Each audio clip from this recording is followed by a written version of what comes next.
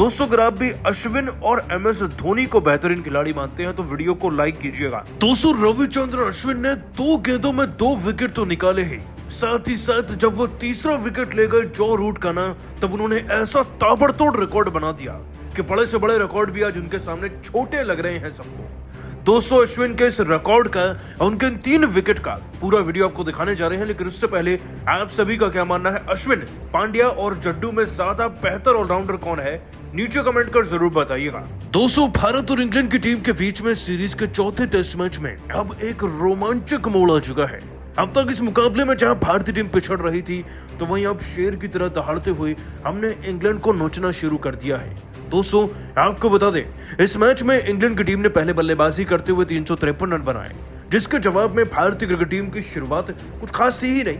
रोहित भी 2 रन पर आउट हो गए और गिल भी 38 से आगे नहीं बढ़ पाए।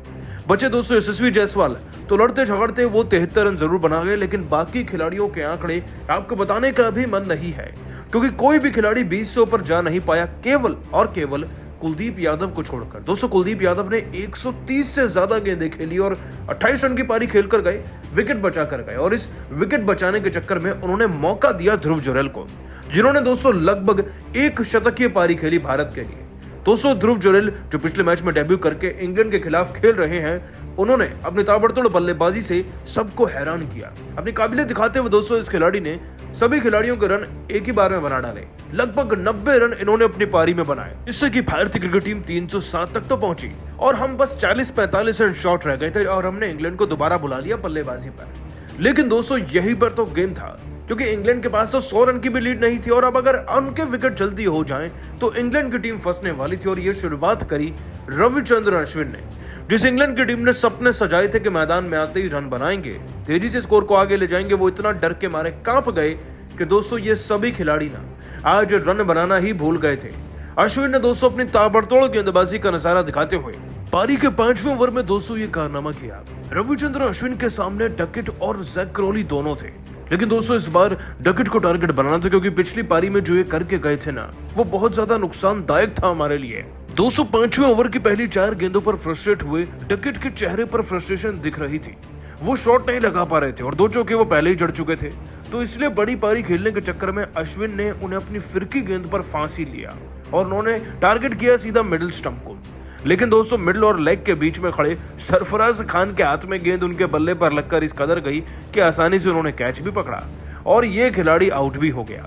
15 रन पर हमें इनका विकेट मिल गया था। अब ऑली पॉप जो मैदान में आए ही थे, दोस्तों ऑली पॉप को आउट करने के लिए रविचंद्रन अश्विन ने कोई भी बदलाव नहीं किया। इस बार भी उन्होंने मिडिल स्टंप को टारगेट किया, बस फर्क ये था कि वो कवर करना चाह रहे थे विकेट को, तो गेंद उनके पैड पर जा लगी, जिसके बाद मैदानी अंपायर ने सीधे तौर पर इस सीम अप गेंद को ना आउट करार दे दिया, क्योंकि वाकई में गेंद बीच में जो पड़ रही थी। लेकिन ऑली पॉप ने रिव्यू लिया, जिसमें अंपायर कॉल ही निकला और अश्विन ने इस कदर दोस्तों 2 गेंदों में बैक टू बैक भारत को 2 विकेट दिला ही डाले, जिससे हमें अच्छी खासी बढ़त मिल गई।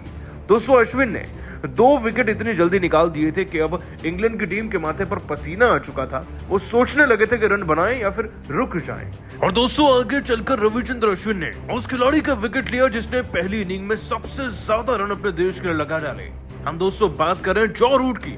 दोस्तों जैसे ही रविचंद्रन अश्विन के सामने जॉ रूट आए ना, अश्विन तो इस बार मुस्तैद थे कि इनका शिकार करना ही है, और फिर आया वो सुनहरा लम्हा जब अश्विन इनको भी निपटा गए।